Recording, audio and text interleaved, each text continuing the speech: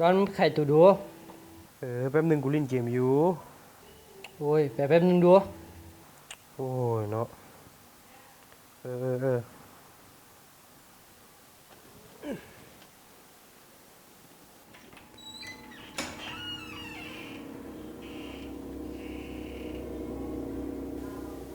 เอ้ากูคือไม่เห็นใครเลยเฮ้ย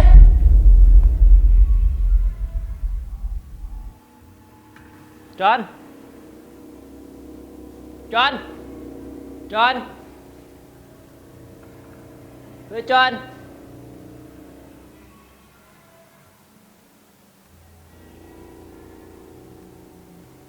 ยังวะ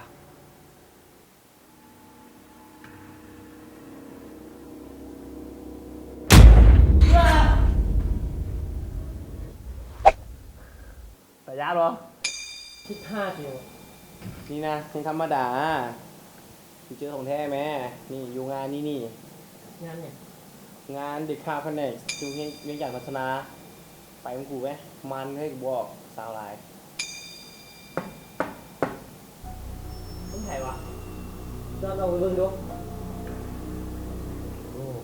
ตามไม่เบิ่งด้วยเปลี่ยนกันป้ามึงย่างเนาะ